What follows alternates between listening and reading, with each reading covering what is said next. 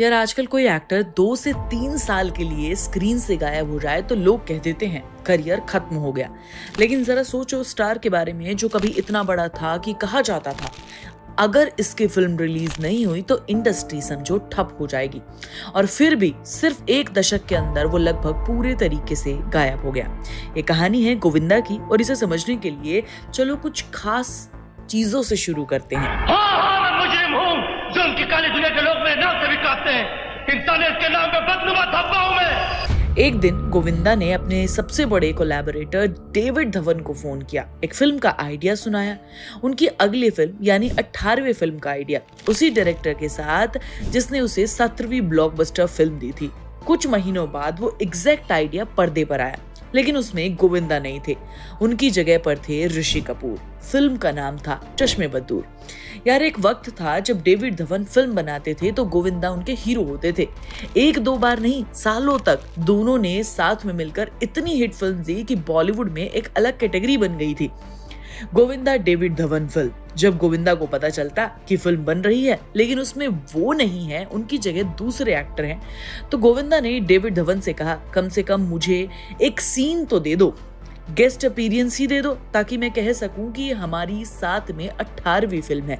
लेकिन वो भी नहीं हुआ। यार इस बात को समझो, इस बात का आइडिया किसका था, किसके साथ गलत हुआ और सबसे ज्यादा किसे चुभाए पूरा का पूरा सीन।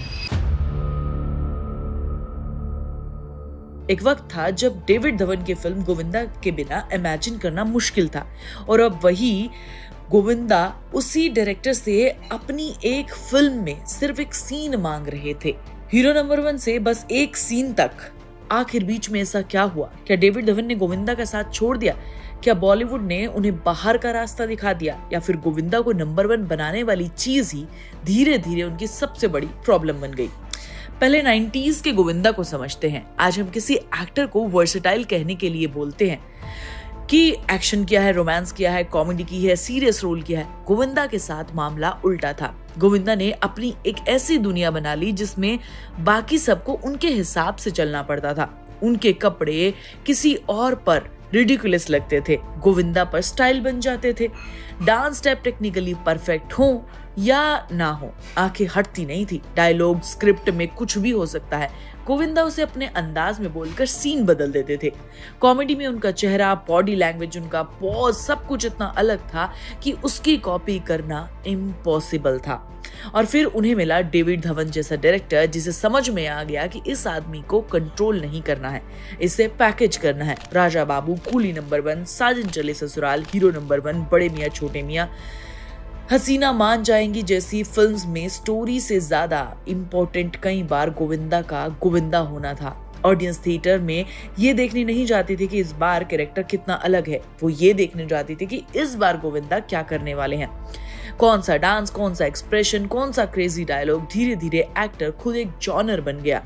और यार शायद यही उनकी सबसे बड़ी प्रॉब्लम का पहला बीज भी छुपा था। जब कोई फॉर्मूला 1-2 बार चलता है तो एक्टर फॉर्मूला का इस्तेमाल करता है, लेकिन जब फॉर्मूला बार बार चलता है तो एक वक्त के बाद फॉर्मूला एक्टर का इस्तेमाल करने लगता है। गोविंदा को बदलने की जरूरत ही नहीं पड़ी। क्यों बदलते? ऑडियंस वही देखना चाहती थी, प्रोड्यूसर्स वही चाहते थे, डेविड धवन वही बना रहे थे। पोस्टर पर गोविंदा का चेहरा लगाओ, सॉन्ग डालो, कॉमेडी डालो और फिल्म बिक गई।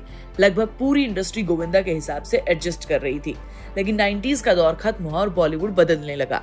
मल्टीप्लेक्स ऑडियंस आने लगी, कॉमेडी का फ्लेवर बदला, कॉर्पोरेट प्रोडक्शन बढ़ा, स्टार्स के काम करने का तरीका बदला। अक्षय कुमार जैसे एक्टर ने तेजी से अपनी जगह बनानी शुरू की। कभी वो एक्शन हीरो थे, फिर कॉमेडी में आए, मल्टी स्टारर की, एक दूसरे बड़े एक्टर के साथ स्क्रीन शेयर की, धीरे धीरे अपने लिए एक नई जगह बनाते गए। अमिताभ बच्चन ने तो सबसे बड़ा ट्रांजिशन किया। जिस आदमी को कभी पूरा बॉलीवुड अकेला हीरो मानता था वही आगे चलकर अपनी एज के कैरेक्टर के रोल करने लगा।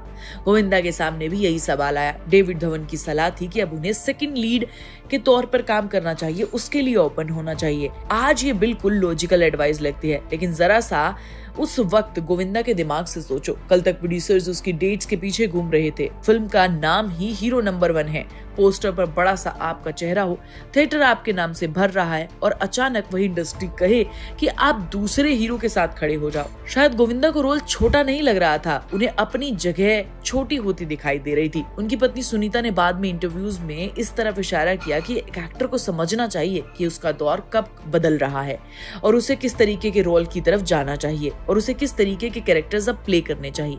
लेकिन गोविंदा के लिए ट्रांजिशन शायद बाकी एक्टर्स से कहीं ज्यादा मुश्किल था, क्योंकि अमिताभ और अक्षय नंबर 1 नाम की इमेज में कैद नहीं थे। गोविंदा की पूरी पॉपुलैरिटी आइडेंटिटी सिर्फ एक शब्द के आसपास थी, coolie number 1, hero number 1, aunty number 1। Audience के लिए वो सिर्फ स्टार नहीं था, वो सच में नंबर 1 था। फिर 2004 में गोविंदा ने एक बड़ा डिसीजन लिया, वो पॉलिटिक्स चले गए, मुंबई नॉर्थ से चुनाव लड़े और राम नायक जैसे हैवीवेट पॉलिटिशियन को हरा दिया। पॉलिटिकल करियर के हिसाब से तो बहुत बड़ी जीत थी, लेकिन फिल्म करियर के हिसाब से टाइमिंग इससे कहीं ज्यादा खराब थी, क्योंकि यही वो साल था जब हिंदी इंडस्ट्री पूरे तरीके से तेजी से बदल रही थी। नए स्टार आ रहे थे, मल्टीप्लेक्स कल्चर मजबूत हो रहा था, कॉमेडी का नया दौर शुरू हो रहा था और प्रोडक्शन का पूरा सिस्टम ऑर्गेनाइज होता जा रहा था। गोविंदा कुछ साल बाद फिल्मों की तरफ लौटे, लेकिन प्रॉब्लम ये नहीं थी कि बॉलीवुड ने उन्हें भुला दिया। प्रॉब्लम सबसे बड़ी ज्यादा ये थी कि गोविंदा जिस बॉलीवुड को वापस अपने पास बुला रहे थे, वो बॉलीवुड अब बदल चुका था। लेकिन फिर 2007 में कुछ ऐसा हुआ जो इस पूरी कहानी को कॉम्प्लिकेटेड बना देता है। अगर गोविंदा आउटडेटेड हो चुके थे तो पार्टनर में लोग उन पर इतना नहीं हंसते। अगर वो सेकंड लीड में काम ही नहीं कर सकते थे तो उस फिल्म में उनकी मौजूदगी इतनी यादगार नहीं होती। डेविड धवन वापस थे, सलमान खान के साथ कैटरीना कैफ और लारा दत्ता थी। गोविंदा अकेले हीरो नहीं थे, फिल्म सिर्फ उनके कंधों पे नहीं थी। यानी लगभग वही सिचुएशन थी जिसे एक्सेप्ट करने में गोविंदा को शायद कभी प्रॉब्लम हो रही थी। किसी दूसरे बड़े स्टार के साथ स्क्रीन शेयर करना, पूरी फिल्म को सिर्फ अपने नाम पर चलाने की जरूरत ही नहीं थी, लेकिन फिर भी फिल्म हिट हुई। यार मेरे लिए गोविंदा की कहानी का सबसे बड़ा व्हाट इफ यही है, क्योंकि पार्टनर ने साबित कर दिया कि गोविंदा को नंबर 1 बनने की जरूरत नहीं थी। वो सलमान खान के साथ खड़े होकर भी गोविंदा रह सकते थे। उनका कॉमिक टाइमिंग कहीं गया नहीं था, उनकी स्क्रीन प्रेजेंस कहीं गई नहीं थी। ऑडियंस ने उन्हें रिजेक्ट नहीं किया था, शायद ऑडियंस उन्हें बस नए तरीके से एक्सेप्ट करने के लिए तैयार थी। सोचो अगर पार्टनर के बाद गोविंदा इसी रास्ते को पकड़ लेते, हर साल हीरो बनने की कोशिश नहीं करते, एक अच्छी comedy strong supporting role play करते, किसी यंग स्टार के साथ काम करते, कभी कैरेक्टर रोल प्ले करते, कभी ऐसा कॉमिक पार्ट जो पूरी फिल्म को चुरा ले। रास्ता वही था, वही रास्ता जिस पर बाद में कई स्टार्स ने अपनी पूरी की पूरी इनिंग्स बनाई हैं। क्या आज गोविंदा की कहानी अलग होती? यही सवाल इस कहानी को सिर्फ गोविंदा का ईगो वाली कहानी बनने से रोकता है, क्योंकि शायद प्रॉब्लम ये नहीं थी कि गोविंदा बदल नहीं सकते थे। प्रॉब्लम ये थी कि पार्टनर ने साबित किया कि वो बदल सकते थे, लेकिन उस बदलाव को उन्होंने करियर के पीछे का रास्ता नहीं बनाया। अब वापस आते हैं उस फोन कॉल पर जहां से पूरी कहानी शुरू हुई थी।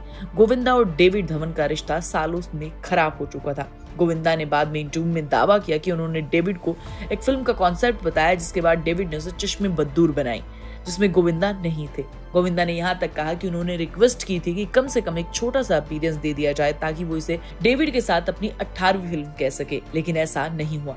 अब ये आइडिया किसका था एग्जैक्टली, क्या कन्वर्सेशंस थी, इस पर गोविंदा का अपना वर्जन है। लेकिन मेरे लिए ज्यादा इंटरेस्टिंग वो इमेज है, गोविंदा डेविड धवन से एक सीन मांग रहे थे। जरा वापस 90s में जाओ, तब डेविड धवन को गोविंदा से एक सीन नहीं चाहिए था, उन्हें पूरी फिल्म के लिए गोविंदा चाहिए था। कहानी गोविंदा के आसपास बनती थी, सॉन्ग्स गोविंदा के लिए बनते थे, कॉमेडी गोविंदा के रिदम से चलती थी। अब वही पार्टनरशिप यहाँ पहुंच गई कि गोविंदा सिर्फ इतना चाहते थे कि एक छोटी सी रोल, एक छोटा सा जगह दे दिया जाए। यार करियर शायद एक दिन में खत्म नहीं होते।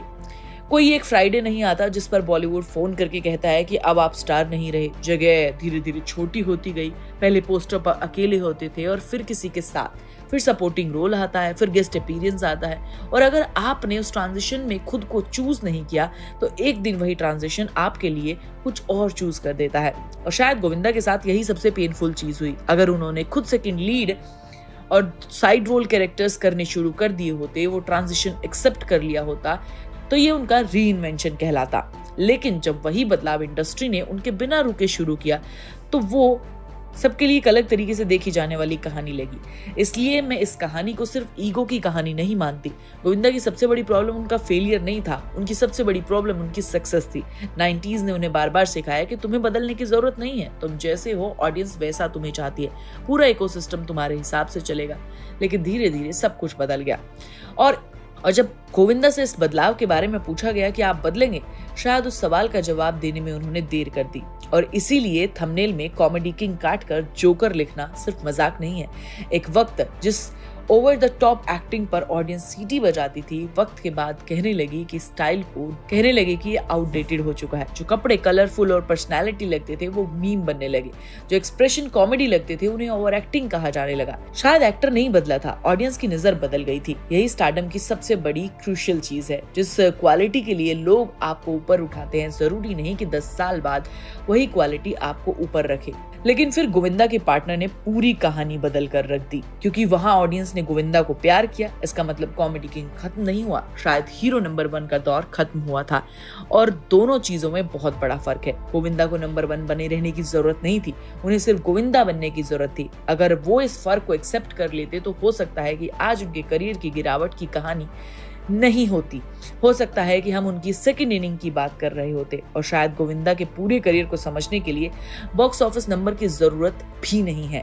2 मोमेंट्स ही काफी हैं। एक तरफ 90s का गोविंदा, जहां पर फिल्म का नाम नंबर 1 होता था, हीरो नंबर 1 होता था, पोस्टर पर वही होता था, डेविड धवन उनके साथ होते थे, पूरी दुनिया उनके साथ होती थी। और दूसरी तरफ वही गोविंदा उसी डेविड धवन से फोन पर एक छोटा सा रोल मांग रहे थे।